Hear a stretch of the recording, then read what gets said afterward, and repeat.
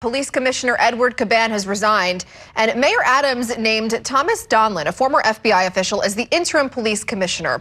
We have team coverage for you today. We have our State House reporter Bernadette Hogan at City Hall. We also have political reporter Bobby Kuza outside One Police Plaza Police Headquarters. Political anchor Errol Lewis is also standing by, and in the studio we have our investigative reporter Courtney Gross. So before we get to everyone I just mentioned, let's start off with what lawmakers are saying in response to this.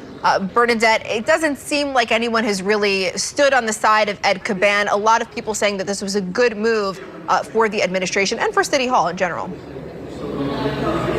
Well, Shannon, I mean, lawmakers have been reacting to this all week ever since New York One and other outlets reported that electronic devices were taken from the former NYPD Commissioner Edward Caban, as well as top aides to Mayor Eric Adams. So some have described this latest development as something that they have been anticipating.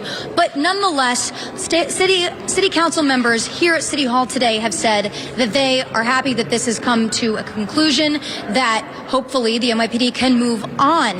But I want to bring you into City Hall right now. It was quite a buzz with individuals walking in and out, and just want to take you over to the mayor's side quickly.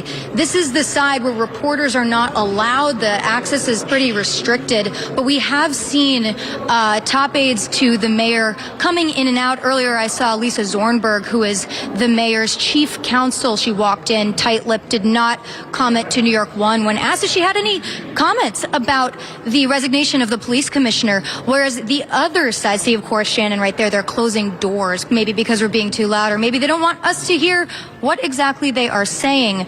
But I want to talk to you a little bit about some reaction of those that are coming in and out of City Hall. We spoke to the public advocate, Jumaane Williams, as well as City Councilwoman Sandy Nurse. Let's take a listen to how they're reacting to today's news. We said for the past few days the mayor had to do something to start restoring trust, and we gave a slew of ideas of what that could be, including a leave of absence, including resignations, and so we gave a slew of options, and I think he started to execute some of those. I think and hope that this helps the city feel like the mayor is responding to the things that we're hearing. We need people with integrity and bulletproof records that show that they do the right thing and they're not known associates with people who have been doing the wrong thing. You know, we need people to trust our government. It's really hard right now nationwide. There's a trust issue. We should be shoring up trust here in the city. So that's just some reaction from City Council member Sandy Nurse and the public advocate. Now I want to take you over to the City Council side, which is a little bit more lively. I mean, we have some individuals from one of the unions who are here. We also have a press conference going on with City Council Speaker Adrienne Adams, who hopefully will address the latest development. She's behind closed doors right now, but the council's reaction has been a little bit more lively today, Shannon. Again, the politicians that we've discussed this news with today have said that they're hoping to make maybe some improvements for how the city deals with contract oversight, as that's one of the allegations that's been raised in some of the reporting. But of course, top of mind is also, how does the mayor come out of this? How does he continue to handle this and discuss what exactly is going on and be honest with New Yorkers about the latest development? Shannon? Yeah, for sure. Okay, Bern, thank you so much. And I want to move it over to Bobby Kuza. He has been monitoring the scene over at One Police Plaza. Bobby, again, not as much of a scene there as perhaps where Bern is monitoring things at City Hall. But this has been, at least within the administration, they've known this was coming, or we assume they've known it's coming because they had this interim commissioner set, ready to go immediately. Yeah, that's right. I mean, this was certainly not a spontaneous.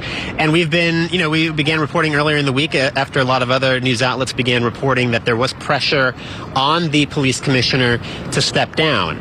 On Tuesday, the mayor sort of denied that he had been applying any of that pressure himself, but didn't really give a full-throated vote of confidence in the police commissioner. And then this morning, we learned that, in fact, Commissioner Edward Caban would be stepping down. Just to give a little bit of the timeline of things, we then learned that there was a letter that had gone out to members of the NYPD that we obtained, in which the police commissioner announced his resignation. He basically said he had created a distraction and that he wanted to give his full attention to the job, and so that's the reason he was stepping down. Now, of course, we know that the real reason here is that the police commissioner had a visit from FBI agents last week in which they seized his phones. This is part of a larger investigation, and we don't know a lot of details of that investigation. I mean, there are still a lot of question marks, a lot of unanswered questions. We do know that it appears to center around the police commissioner's brother, James Caban, who was a former police officer himself. He is